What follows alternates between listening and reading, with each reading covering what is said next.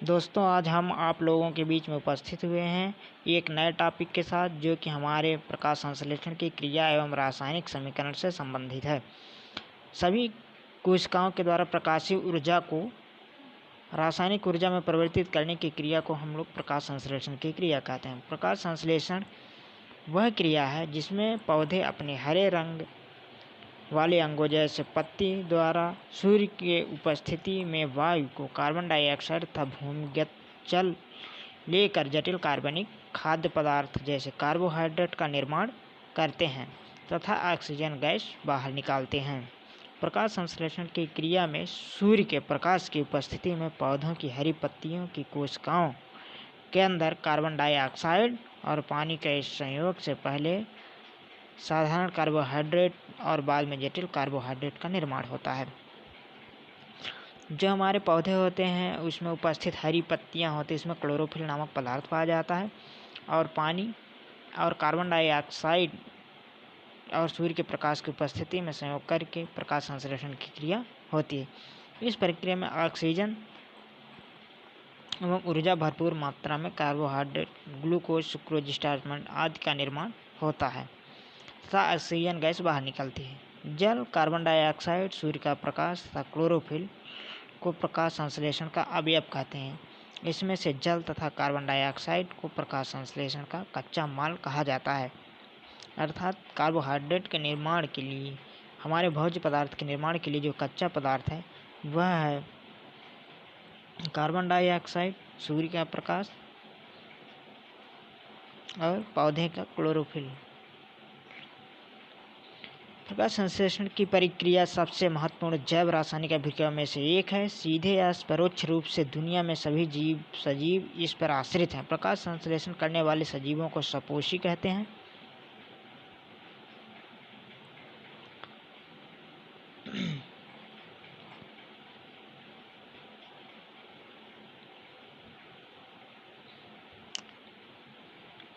प्रकाश संश्लेषण को प्रदर्शित करने वाला यह चित्र देखिए, जो कि कार्बन डाइऑक्साइड, ऑक्सीजन, कार्बोहाइड्रेट और वाटर जो भूमिगत रूप से पौधे अपने जड़ों के द्वारा अवशोषित करते हैं। इसका रासायनिक अभिक्रिया है। 6 अणु जो होते हैं वो कार्बन डाइऑक्साइड के लेते हैं, 12 अणु लेते हैं पानी के और प्रकाश और क्लोरोफिल की उपस्थिति में C6H12O6 मतलब कार्बोहाइड्रेट का निर्माण करते हैं और ऑक्सीजन मुक्त करते हैं। कार्बन डाइऑक्साइड प्लस पानी प्लस प्रकाश आपस भाग नहीं लेते हैं, बल्कि इस अभिक्रिया के लिए प्रकाश की उपस्थिति आवश्यक है। इस रासायनिक क्रिया में कार्बन डाइऑक्साइड के 6 अणुओं को और जल के 12 अणुओं के बीच रासायनिक क्रिया होती है, जिसके फलस्वरूप ग्लूकोज के 1 अणु, जल के 6 अणु तथा ऑक्सीजन के 6 अणु उत्पन्न होते हैं। इस क्रिया में मुख्य उत्पाद ग्लूकोज होता है तथा ऑक्सीजन और जल उप पदार्थ के रूप में मुक्त होते हैं। इस प्रक्रिया में उत्पन्न जल कोशिका द्वारा अवशोषित हो जाता है और पुनः जैव रासायनिक प्रक्रिया में लग जाता है। मुक्त ऑक्सीजन वातावरण में चली जाती है। इस मुक्त ऑक्सीजन का स्रोत जल के अणु हैं, कार्बन डाइऑक्साइड के अणु नहीं हैं। अभिक्रिया में सूर्य का विकिरण ऊर्जा का रूपांतरण रासायनिक ऊर्जा में होता है, जो ग्लूकोज और अणुओं में संचित हो जाता है। प्रकाश संश्लेषण में पौधे द्वारा प्रतिवर्ष लगभग 100 टेरावाट की सौर ऊर्जा को रासायनिक ऊर्जा के रूप में भोज्य पदार्थ के अणुओं में बांध दिया जाता है। इस ऊर्जा का परिमाण पूरी मानव सभ्यता के वार्षिक ऊर्जा खर्च के से भी 7 गुना अधिक है। यह ऊर्जा यहाँ स्थितिज ऊर्जा के रूप में संचित रहती है, अतः प्रकाश संश्लेषण की क्रिया को ऊर्जा बंधन की क्रिया भी कहते हैं। इस प्रकार प्रकाश संश्लेषण करने वाले सजीव लगभग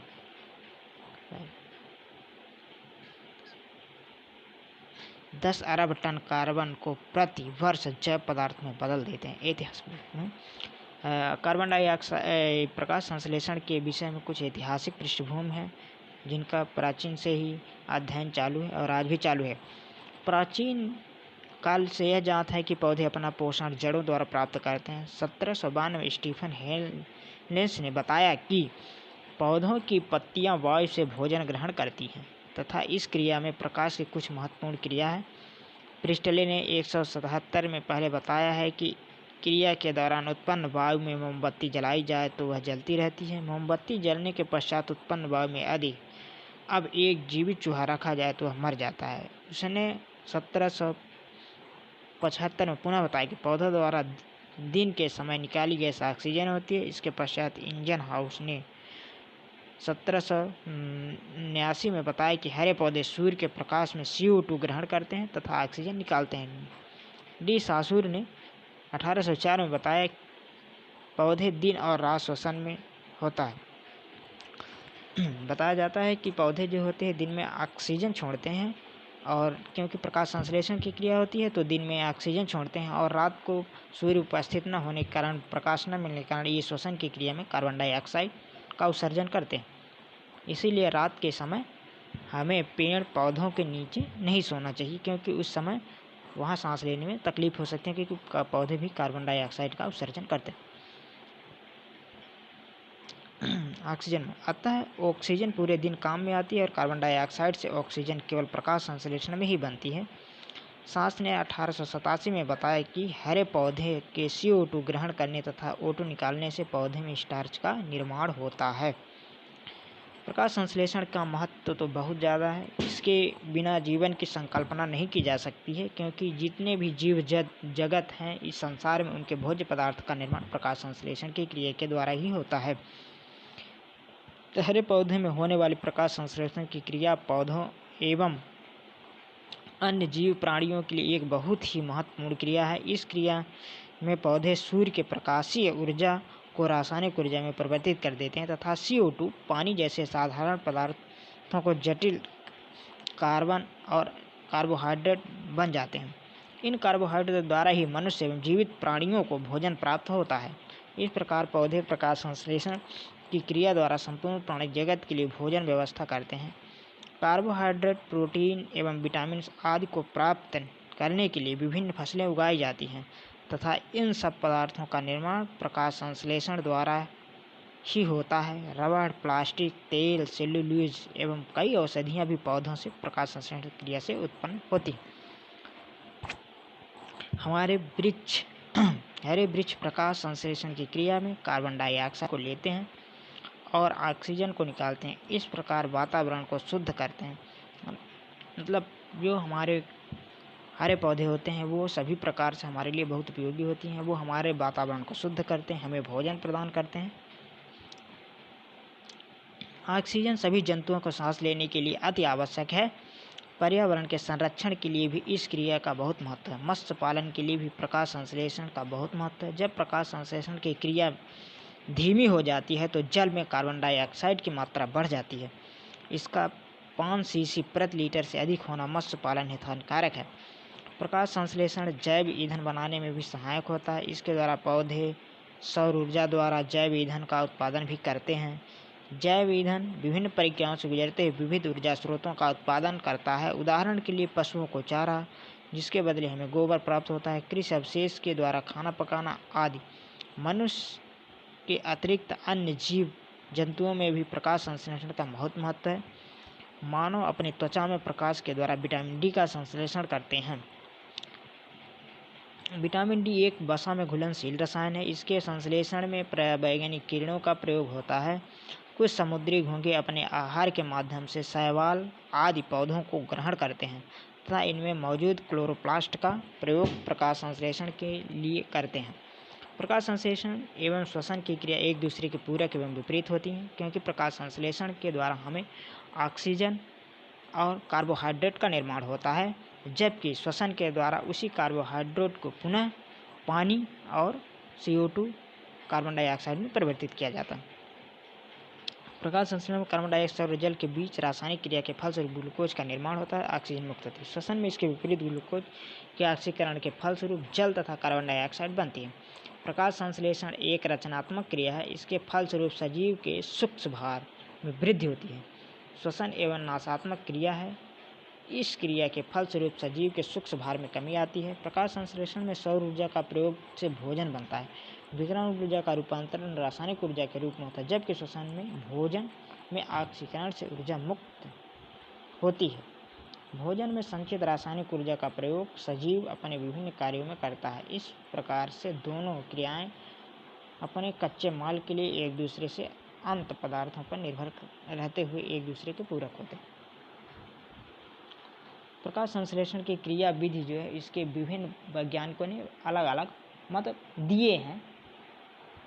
प्रकाश संश्लेषण की क्रिया केवल हरे पौधों से होती है और समीकरण अत्यंत साधारण है। फिर भी यह एक विवादग्रस्त प्रश्न है कि किस प्रकार CO2 एवं पानी जैसे सरल पदार्थ से कार्बोहाइड्रेट जैसे एक जटिल पदार्थ का निर्माण कैसे होता। जटिल पदार्थों का निर्माण करते समय समय पर विभिन्न पादपकारिकी विशेषज्ञों ने इस क्रिया को समझाने के लिए विभिन्न मत प्रकट किए हैं। इसमें बेयर, विल्सटेटर, स्टाल तथा अर्नून के मत प्रमुख हैं। बेयर, विल्सटेटर तथा स्टाल के मतों का केवल ऐतिहासिक महत्व है। इनको बाद में परीक्षण में सही नहीं पाया गया है। 1967 में अर्नून ने बताया कि क्लोरोप्लास्ट में पाई जाने वाली प्रोटीन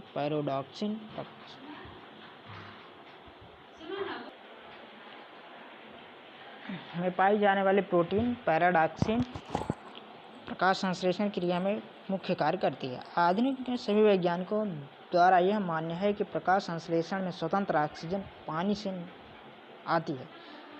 आधुनिक समय में अनेक प्रयोगों के आधार पर यह सिद्ध हो चुका है कि प्रकाश संश्लेषण की क्रिया निम्न 2 चरणों में संपन्न होती है। पहले चरण में प्रकाश प्रक्रिया अथवा हिल्स प्रक्रिया अथवा प्रोटोकेमिकल प्रक्रिया है और दूसरे चरण में अंधेरी प्रक्रिया अथवा ब्लैक मैन प्रक्रिया या प्रकाशहीन प्रक्रिया है। प्रकाश संश्लेषण की क्रिया में दोनों प्रक्रियाएं एक दूसरे के पश्चात होती हैं। प्रकाश प्रक्रिया अंधेरी प्रक्रिया की अपेक्षा अधिक तेजी से होती है। प्रकाश संश्लेषण की क्रिया पौधों के सभी क्लोरोप्लास्ट युक्त कोशिकाओं में होता है, अर्थात पौधों के समस्त हरे भागों में होती है। यह क्रिया विशेषतः पत्तियों में मीसोफिल ऊतक में होती है, क्योंकि पत्तियों के मीसोफिल ऊतक में पेरेन्काइमा कोशिकाओं की अन्य कोशिकाओं की अपेक्षा क्लोरोप्लास्ट की मात्रा अधिक होती है। प्रकाश संश्लेषण की क्रिया का जो मत है, जैसे हिल प्रक्रिया अथवा प्रोटोकॉल प्रक्रिया के बारे में हम देखते हैं। प्रकाश संश्लेषण क्रिया में जो प्रक्रिया प्रकाश की उपस्थिति में होती है, उस प्रकाश क्रिया के अंतर्गत अध्ययन किया जाता है। इस क्रिया को हिल आदि अन्य वैज्ञानिकों द्वारा अध्ययन किया गया है। प्रकाश प्रक्रियाओं में समय अंधेरी प्रक्रिया सीमाबद्ध कारक का कार्य करती है। प्रकाश प्रक्रियाएं 2 चरणों में होती हैं, फोटोलाइसिस एवं हाइड्रोजन का स्थापन। फोटोलाइसिस की प्रक्रिया में प्रकाश क्लोरोफिल के अणु द्वारा फोटोन के रूप में अवशोषित की जाती है। जब क्लोरोफिल का अणु एवं क्वांटम प्रकाश शोषित कर लेता है, उसके पश्चात क्लोरोफिल का दूसरा अणु तब तक प्रकाश शोषित नहीं करता जब तक कि पहली ऊर्जा प्रकाश संश्लेषण की क्रिया में प्रयोग नहीं हो जाती है। क्लोरोफिल द्वारा इस प्रकार शोषित प्रकाश का फोटोन उच्च ऊर्जा स्तर पर एवं इलेक्ट्रॉन निकलती है तथा यह शक्ति फास्फेट के तीसरे बांड पर स्थित होकर उच्च ऊर्जा वाले एडिनोसाइन टाइफास्फेट के रूप में प्रकट होता है। इस प्रकार क्लोरोफिल प्रकाश की उपस्थिति में ATP उत्पन्न करते हैं। एडिनोसिन ट्राइफास्फेट जो बांड होता है, उसमें एनर्जी को स्टोर कर लेता है, अर्थात रासायनिक ऊर्जा में परिवर्तित हो जाती है। इस प्रकार क्लोरोफिल अणु में निर्मित ATP क्लोरोफिल अणु से पृथक होकर CO2 को शर्करा में अनाक्सीकृत होने आदि अनेक रासायनिक क्रियाओं में सहायक है।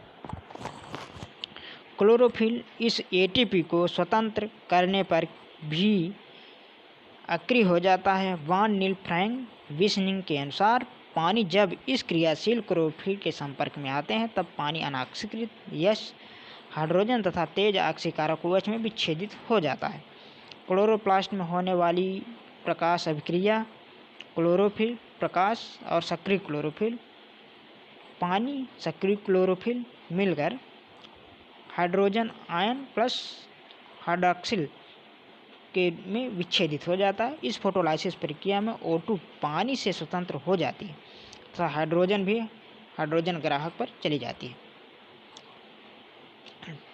2H2A plus 2A 2AHO plus O2 oxygen के रूप में विच्छेदित हो जाती है। इस प्रकार पौधों में प्रकाश संश्लेषण की क्रिया से निकली समस्त ऑक्सीजन जल से प्राप्त होती है। हिल रूबेन ने इसका समर्थन किया तथा O18 का प्रयोग करके इसको सिद्ध किया। पानी से ऑक्सीजन निकलने को क्लोरिल्ला नामक शैवाल में CO2 की अनुपस्थिति में दिखाया गया है। इसका अर्थ हुआ कि CO2 की अनुपस्थिति में ऑक्सीजन का उत्पादन हो सकता है, परंतु इसमें हाइड्रोजन ग्राहक होना चाहिए। ऐसा देखा गया है कि पौधों में NADP 2 NADPH2 बनाता है। 2H2O 2 NDAP तथा 2 NADPH2 O2 के रूप में होता है। फास्फोरिलेशन आर्नन के मतानुसार प्रकाश क्रिया मुख्य रूप से एडिनोसाइन ट्राइफॉस्फेट निर्माण से संबंधित है। NADPH2 या NADP के अवकरण से बनता है। NADP को TPN भी कहते हैं। ATP एक प्रकाश ऊर्जा अणु है जो ADP में एक फास्फेट ग्रुप से जुड़ने से बनता है तथा इस क्रिया को फॉस्फोरिलेशन कहते हैं। ADP के फॉस्फोरिलेशन में प्रकाश ऊर्जा की आवश्यकता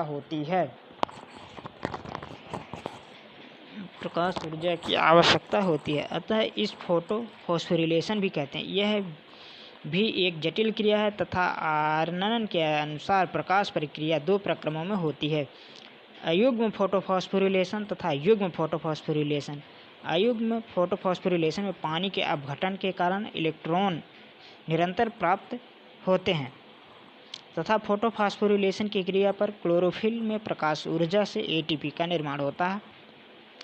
इस प्रकार क्लोरोफिल A के सक्रिय होने पर फेरोडॉक्सिन इलेक्ट्रॉन ग्राही का कार्य करते हैं, जिसे ADP नामक कोएंजाइम को देता है, जिससे NAD पानी द्वारा मुक्त हो गई हाइड्रोजन को पकड़कर NADPH2 में परिवर्तित हो जाती है। 20H2O को हम करते हैं तो 20 हाइड्रोक्सिल ग्रुप और 24 हाइड्रोजन मुक्त होते हैं। और 12 NADP से 24 हाइड्रोजन और 12 NADPH2 और 20 OH से 12 H2O 6 O2 का विघटन होता है, जिससे हमें स्वतंत्र रूप से ऑक्सीजन मिलती है। इस प्रकार पानी के विघटन से हुए मुक्त इलेक्ट्रॉन क्लोरोफिल B को उत्तेजित कर उच्च ऊर्जा स्तर पर पहुंच जाते हैं तथा ये इलेक्ट्रॉन फिर किस प्रकार क्लोरोफिल A को प्राप्त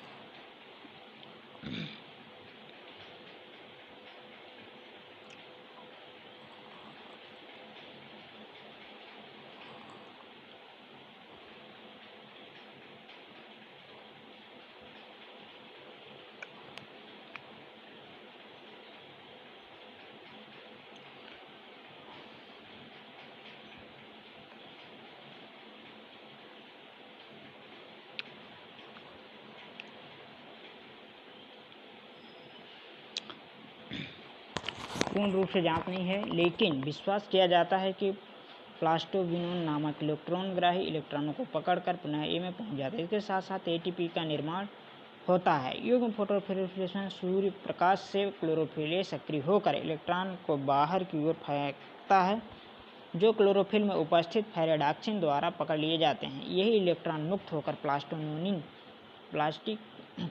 नामक इलेक्ट्रॉन ग्राही द्वारा पकड़ लिया जाता है।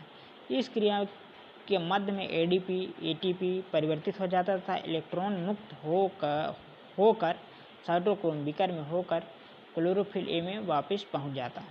इस क्रिया में ATP में परिवर्तित हो जाता है, एडेनोसिन ट्राइफॉस्फेट में परिवर्तित हो जाता है। इस क्रिया में बाहरी इलेक्ट्रॉन प्रयोग नहीं होता है तथा क्लोरोफिल से इलेक्ट्रॉन निकलकर पुनः वहीं वापस आ जाता है।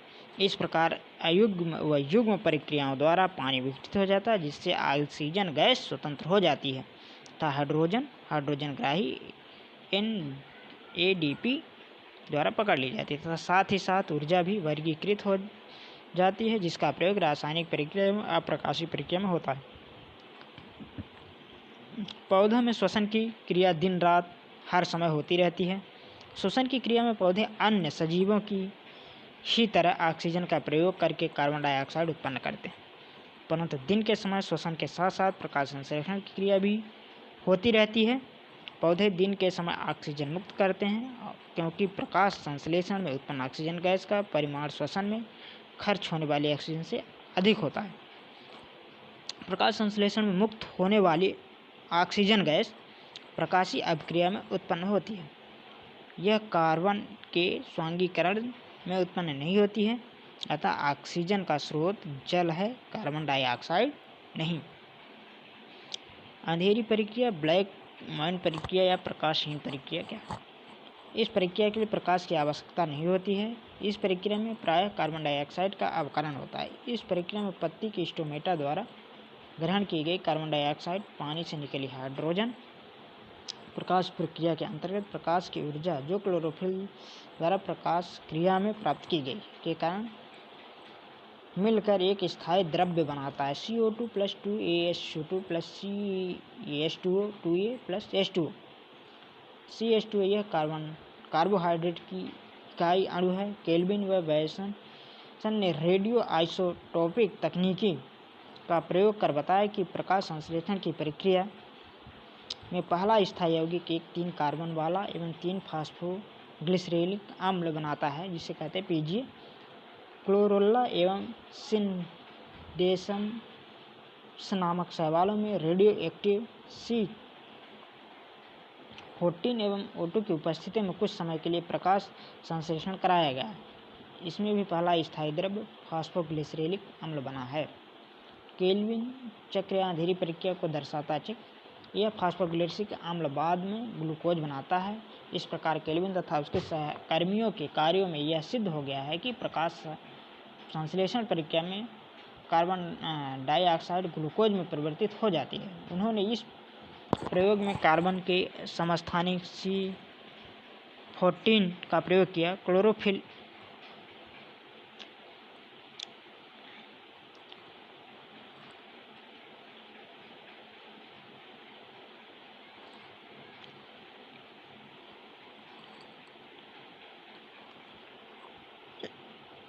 क्लोरोफिल में राइबोलोज 1,5-बिसफास्फेट उपस्थित रहते हैं।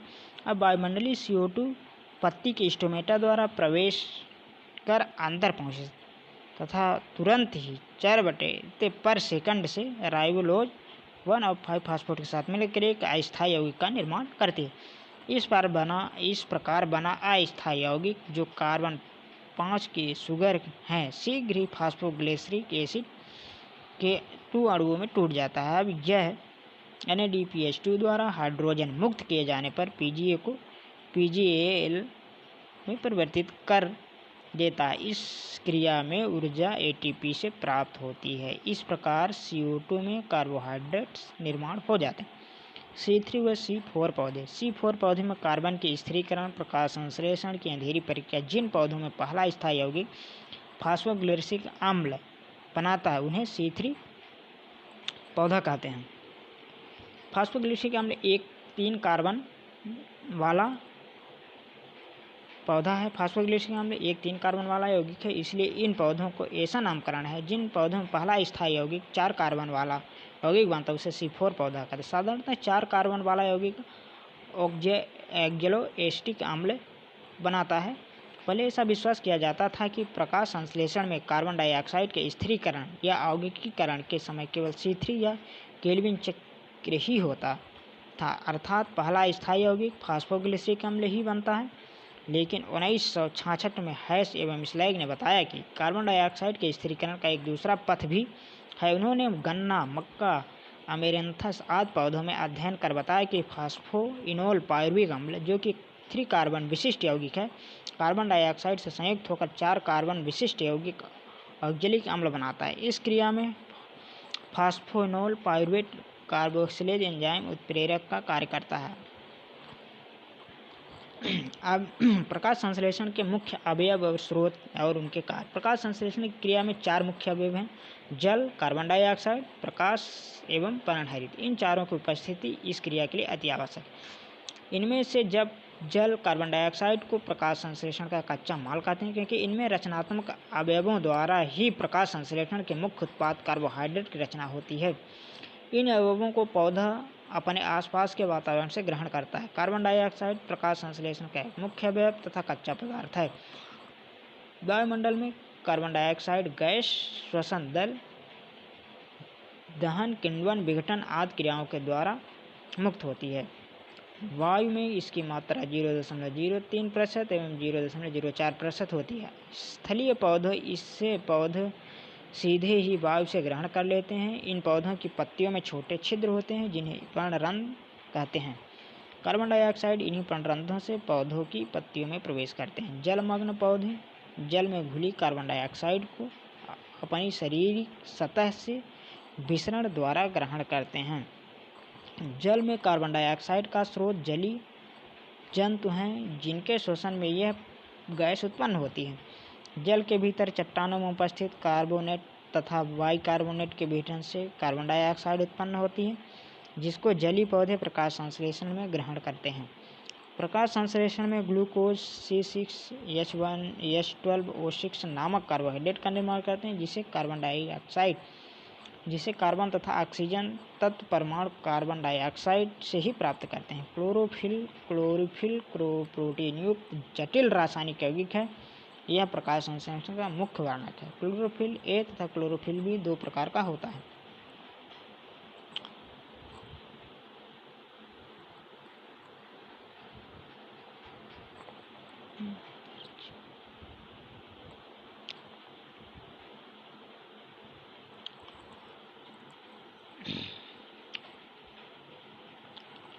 सभी स्वपोषी हरे पौधे क्लोरोप्लास्ट में पाया जाता है। क्लोरोफिल के अणु सूर्य के प्रकाशीय ऊर्जा को अवशोषित कर उसे रासायनिक ऊर्जा में रूपांतरित करते हैं। सूर्य के प्रकाशीय ऊर्जा को अवशोषित करके क्लोरोफिल का अणु उत्तेजित हो जाते हैं। ये सक्रिय अणु जल के अणुओं में H+ तथा OH आयन में विघटित कर देते हैं। इस प्रकार क्लोरोफिल के अणु प्रकाश संश्लेषण के जैव रासायनिक क्रिया को प्रारंभ करते हैं। सूर्य का प्रकाश संश्लेषण के लिए अति आवश्यक है। बल्ब आदि को तीव्र कृत्रिम प्रकाश में भी प्रकाश संश्लेषण की क्रिया होती है। लाल रंग के प्रकाश में यह क्रिया सबसे अधिक होती है। लाल के बाद बैगनी रंग के प्रकाश में यह क्रिया सबसे अधिक होती है। ये दोनों रंग क्लोरोफिल द्वारा सर्वाधिक अधिक मात्रा में अवशोषित किए जाते हैं। हरे रंग को क्लोरोफिल पूरी तरह परिवर्तित कर देते हैं तथा हर रंग में प्रकाश संश्लेषण की क्रिया पूरी तरह रुक जाती है। अतः जल प्रकाश संश्लेषण क्रिया का कच्चा माल है। स्थलीय पौधे इस मिट्टी से जड़ के मूल रोमों द्वारा अवशोषित करते हैं। जलीय पौधे अपने जल के संपर्क वाले भागों में बाह्य सतह से जल का अवशोषण करते हैं। आर्किड जैसे उपरोही पौधे अपने वायवीय मूलों द्वारा वायुमंडलीय जलवाष्प को ग्रहण करते हैं। प्रकाश संश्लेषण में प्रकाशीय अभिक्रिया में जल के प्रकाशीय विघटन से ऑक्सीजन उत्पन्न होती है। यही ऑक्सीजन उप पदार्थ के रूप में वातावरण में मुक्त होती है। अंधेरी अभिक्रिया में बनने वाले ग्लूकोज के अणुओं में हाइड्रोजन तत्व के अणु जल से ही प्राप्त होते हैं। प्रकाश संश्लेषण के समय जल अप्रत्यक्ष रूप से भी कई कार्य करता है। यह जीवद्रव्य की क्रियाशीलता तथा एंजाइम की सक्रियता को बनाए रखता है। प्रकाश संश्लेषण को प्रभावित करने वाले प्रमुख कारक हैं। प्रकाश संश्लेषण की क्रिया को अनेक कारकों द्वारा प्रभावित होती है, जिसमें कुछ कारक बाह्य होते हैं और कुछ आंतरिक होते हैं। इसके अतिरिक्त कुछ सीमाबद्ध कारक भी होते हैं और बाह्य कारक वे होते हैं जो प्राकृतिक और पर्यावरण में स्थित होते हैं। उन्हें प्रकाश संश्लेषण को प्रभावित करते हैं। जैसे प्रकाश, चूँकि सूर्य के प्रकाश से पौधे इस क्रिया की ऊर्जा प्राप्त करते हैं, अंधेरे में यह क्रिया संभव नहीं है। कार्बन डाइऑक्साइड, क्योंकि एक ऐसा देखा गया है कि यदि अन्य सभी कारक पौधे को उच्चतम मात्रा में प्राप्त हो और वायुमंडल में CO2 की मात्रा धीरे धीरे बढ़ाई जाए तो प्रकाश संश्लेषण की दर बढ़ जाती है। तापमान, क्योंकि देखा गया है कि पौधे में प्रकाश संश्लेषण क्रिया के लिए निश्चित तापक्रम की भी आवश्यकता होती है तथा जल, पानी, फोटोकेमिकल प्रक्रियाओं के अत्यंत आवश्यक है। इस क्रिया के समय अनेक रासायनिक परिवर्तनों में सहयोग करता है। आंतरिक कारक वे हैं जो पत्तियों में स्थित होते हैं, प्रकाश संश्लेषण क्रिया को प्रभावित करते हैं। जैसे पर्णहरित क्लोरोफिल, जिसके द्वारा प्रकाश ऊर्जा रासायनिक ऊर्जा में प्रवृत्त होती है। प्ररस जीवद्रव्य पूरस या प्रोटोप्लास्ट, जिसमें पाए जाने वाले पिकर प्रकाश संश्लेषण क्रिया को प्रभावित करते हैं। भोज्य पदार्थ का जमाव, क्योंकि प्रकाश संश्लेषण की क्रिया में बना भोजन अधिस्थानीय कोशिकाओं में एकत्रित होता है तो प्रकाश संश्लेषण की दर धीमी हो जाती है। पत्तियों की आंतरिक संरचना, क्योंकि प्रकाश संश्लेषण की दर पत्तियों में उपस्थित स्टोमेटा या रंध्रों की संख्या तथा उनके बंद एवं खुलने के समय पर निर्भर करती है। पत्तियों की आयु, क्योंकि नई पत्तियों में पुरानी पत्तियों की अपेक्षा प्रकाश संश्लेषण अधिक होती है। इससे अतिरिक्त प्रकाश संश्लेषण इन सभी पत्तियों के अलग अलग गति को प्रभावित करते हैं। जब प्रकाश संश्लेषण की एक क्रिया विभिन्न कारकों द्वारा नियंत्रित होती है, तब प्रकाश संश्लेषण की गति सबसे मंद कारक द्वारा नियंत्रित होती है। प्रकाश कार्बन डाइऑक्साइड, जल, क्लोरोफिल इत्यादि में जो भी उचित परिणाम में से कम परिणाम में होते हैं, वह पूरी क्रिया गति को नियंत्रित रखता है। यह कारक समय विशेष के लिए सीमाबद्ध कारक है।